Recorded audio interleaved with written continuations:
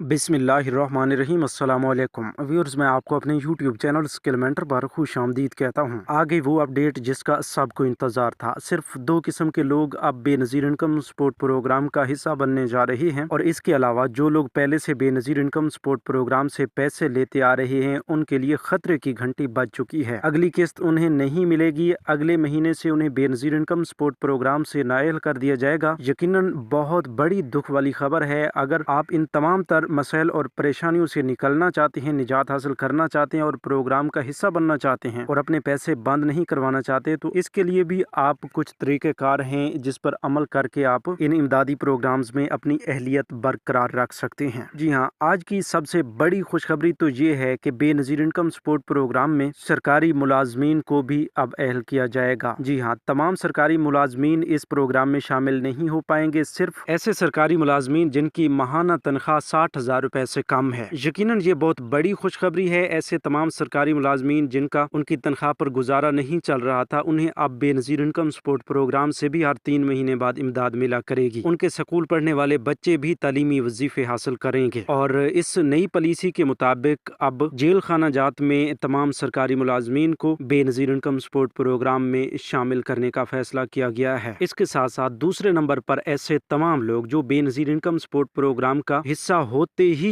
इस प्रोग्राम की इमदाद से महरूम थे, जिन्हें खसूसन 938 का एरर आ रहा था, उन लोगों के लिए बड़ी खुशखबरी है कि वो भी अब अपनी जमा शुदा बहुत बड़ी इमदादी रकम हासिल कर पाएंगे, क्योंकि काफी सारी खवातीन के अकाउंट्स में 50,000 से भी ज्यादा की रकम पड़ी है। तो इसकी असल वजह यह है कि जिन्हें 938 का एरर आता है उनके अकाउंट्स में उनकी पेमेंट्स हर छमाही किस्तों पर आती रहती हैं और वो स्टोर होती रहती हैं, क्योंकि 938 एरर आने की वजह से वो अपनी ये पेमेंट्स हासिल नहीं कर पाते, और इसी वजह से उनके अकाउंट्स में बहुत बड़ी रकम इस वक्त तक भी मौजूद है और इसी महीने से उन्हें ये बहुत बड़ी रकम अदा की जा रही है। बहुत सारे लोग जिन्हें 938 का एरर आ रहा था उनके ये मसाइल खत्म होने जा रहे हैं। तो इन दो तबकात के लिए बहुत बड़ी खुशखबरी है। इसके साथ साथ आपको बताते चलें कि काफी सारे लोगों ने ये बताया कि भाई कोई ईद प्रोग्राम या जिन लोगों की ईदी आई हुई है उसके बारे में हमें बताएं कि हम किस तरह हासिल कर सकते हैं। देखें, जो वफाकी हुकूमत की जानिब से प्रोग्राम चलाया गया है वो तो है सूबा बलोचिस्तान, गिलगित बल्तिस्तान, आज़ाद जम्मू कश्मीर और इस्लामाबाद के लोगों के लिए। वो इन इलाकों से ताल्लुक़ रखने वाली तमाम BISP की बेनिफिशरीज के लिए है और 2-2 हज़ार रुपए की ईदी दी जा रही है। इसका लेने का तरीक़ाकार यही है कि बस जैसे आप कफालत प्रोग्राम की किस्तें लेते हैं उसी तरह आप अपने करीबी अदायगी मराकज़ से हासिल कर सकते हैं। इसके लिए कोई और झंझट में आपने नहीं पड़ना। इसके साथ साथ सूबा खैबर पख्तूनख्वा के लोगों को 10,000 रुपए की ईदी दी जा रही है, तो वो डेटा भी हुकूमत की जानिब से असास प्रोग्राम और ज़कात के डेटाबेस से लिया गया है। उसके लिए भी कोई नई रजिस्ट्रेशन की ज़रूरत नहीं है। उसे लेने का तरीक़ाकार भी यही है कि आप BISP की कफालत प्रोग्राम की किस्तों के साथ अपनी वो ईदी हासिल कर सकते हैं। और बिल्कुल इसी तरह सूबा सिंध के लोगों के लिए भी यही अपडेट है कि उन्हें जो 5,000 रुपए की ईदी मिल रही है उसके लिए अलग से आपको कोई कैंप साइट नहीं मिलेगा और कोई अलग प्रोसेस नहीं है जिसके ज़रिए आप अपनी पेमेंट्स हासिल करेंगे, बल्कि BISP की पेमेंट्स के साथ ही आपको ये पेमेंट्स फराहम की जा रही हैं। तो ये जितनी भी ईदी प्रोग्राम चलाए गए हैं और ईदी की रकम दी जा रही है, ये आप ईद उल फितर से पहले हासिल कर लेते तो आपके लिए बेहतर था। अगर फिर भी आप थोड़ा सा लेट हो चुके हैं तो इसको मजीद लेट ना करें। जल्द अज जल्द जो ही आपको मौका मिले आप अपनी ये ईदी लाजमी वसूल कर लें। अगर आप ज्यादा इंतजार करते हैं तो हो सकता है आपकी ये पेमेंट्स वापस चली जाएं। यहीं पर एक अहम अपडेट ये भी शेयर करते चलें कि ऐसे तमाम लोग जो काफी अर्सा से बेनज़ीर इनकम सपोर्ट प्रोग्राम में अहल हैं और उन्हें अब नाअहल होने का कोई खतरा नहीं है, तो उनके लिए अब खतरे की घंटी बज चुकी है। ऐसे तमाम लोग जिन्हें तकरीबन 3 साल से ज्यादा कर्जा हो चुका है, BISP का हिस्सा है, तो उन्हें इस